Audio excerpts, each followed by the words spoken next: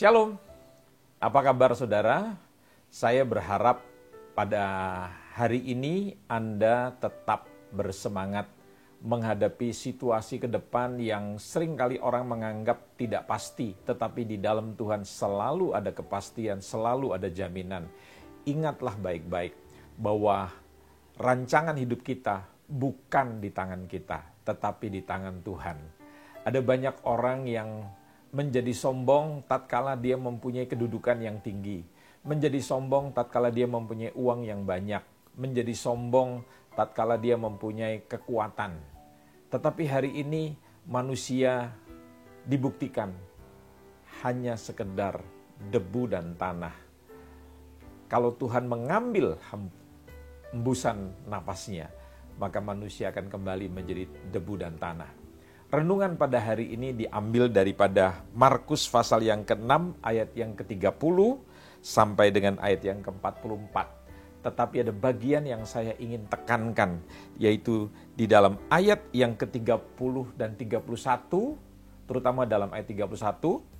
Kemudian rasul-rasul itu kembali berkumpul dengan Yesus, memberitahukan kepada Yesus semua yang mereka kerjakan dan ajarkan. Lalu ia berkata kepada mereka, "Marilah ke tempat yang sunyi, supaya kita sendirian dan beristirahatlah seketika.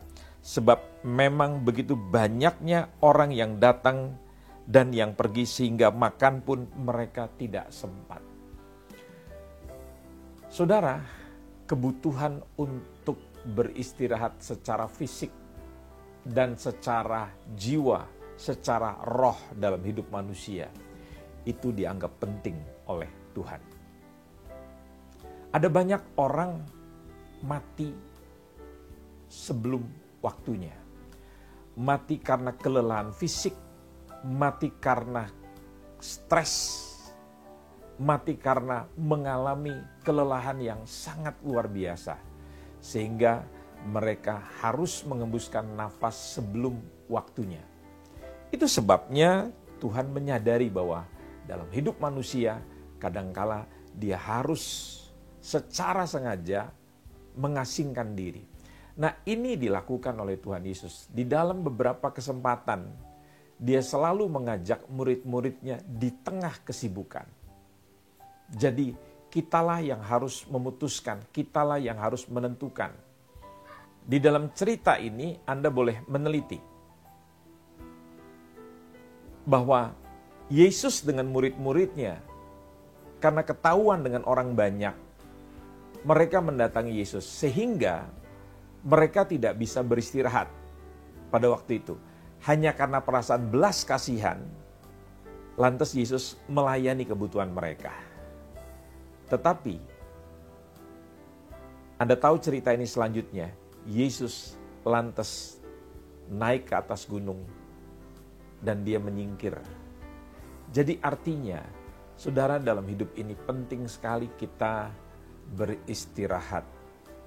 Jangan bekerja sampai jauh malam hanya untuk mengejar pendapatan yang akhirnya akan merugikan kesehatan saudara, merugikan hubungan saudara dengan keluarga yang tidak baik, dan membuat saudara tidak lagi mempunyai waktu yang terutama dengan Tuhan. Nah, dalam keadaan seperti sekarang ini, di tengah ketakutan yang luar biasa, terutama di negara-negara yang korbannya sudah sangat banyak, atau keluarga-keluarga yang telah kehilangan anggota keluarganya, entah kenapa membuat kita menjadi sadar untuk datang kepada Tuhan, mencari Tuhan. Dan kemudian kita yang tadinya sibuk dengan acara-acara kita, anak-anak yang sibuk dengan acaranya masing-masing, dalam situasi yang seperti sekarang, kita dikondisikan oleh keadaan. Mau tidak mau kita berkumpul sebagai sebuah keluarga. Kita tidak hanya bekerja dari rumah, belajar dari rumah, tetapi kita juga beribadah bersama-sama di dalam rumah. Dan itu memaksa kepala keluarga boleh menjadi imam, menjadi pendeta di dalam keluarga. Mengajak anggota keluarganya berdoa. Bahkan mereka yang tinggal dalam tempat-tempat kos bersama-sama dengan teman-teman untuk berdoa bersama. Menyimpang dari apa yang saya katakan tadi. Hari-hari ini kita perlu kreatif. Walaupun tidak ada kelompok-kelompok kecil. Walaupun tidak ada grow di mana kita bisa bertemu satu dengan yang lainnya. Gunakanlah aplikasi Zoom Meeting atau yang lainnya untuk Anda tetap bisa bertatap muka melalui media sosial dan tetap terhubung satu dengan yang lainnya. Minimal seminggu sekali. Gunakanlah waktu 40 menit atau 1 jam 20 menit untuk Anda bisa saling mendoakan, saling mendengar keluh kesah satu dengan yang lainnya. Saya berharap keadaan seperti ini memaksa kita untuk selalu berkumpul bersama-sama. Saya teringat di dalam satu firman Tuhan, di dalam kitab Mazmur pasal yang ke-46, ayat yang ke-11. Di situ dikatakan dengan jelas sekali, diamlah dan ketahuilah bahwa akulah Allah, aku ditinggikan di antara bangsa-bangsa, ditinggikan di bumi. Ada banyak orang lupa bahwa Tuhanlah yang terutama. Dalam keadaan yang seperti sekarang ini, atau kalau saat sekarang saudara sedang diisolasi, ingatlah, masih ada Tuhan. Dan situasi seperti sekarang mengajak kita untuk berdiam diri, untuk tenang, mengurung diri. Ada saatnya kita dipaksa seperti sekarang untuk berdiam dalam rumah, berdiam dalam kamar, untuk merasakan Tuhan. Pemazmur mengatakan, diamlah. Hanya dengan keadaan yang diam, keadaan yang tenang, keadaan yang kita menyendiri, kita bisa merasakan Tuhan. Selama ini kita tidak merasakan kehadiran Tuhan. Selama ini hubungan kita dengan keluarga jauh sekali. Dalam suasana yang seperti ini, kita akan bisa mengembalikan semua vitalitas kita, kesehatan kita. Bukan hanya tubuh, tapi jiwa, roh kita. Hubungan kita dengan Tuhan, hubungan kita dengan keluarga.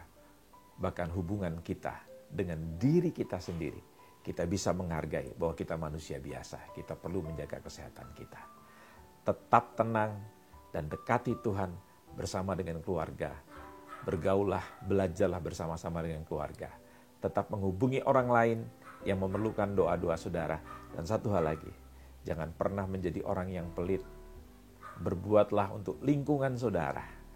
Tabungan yang saudara simpan selama ini untuk menjaga saudara, ingatlah baik-baik, tidak akan pernah menolong saudara. Hanya Tuhan yang bisa. Semakin saudara menolong orang lain, memberikan berkat, maka saudara akan diberkati Tuhan dengan berlipat kali ganda. Doa saya menyertai saudara. Amin.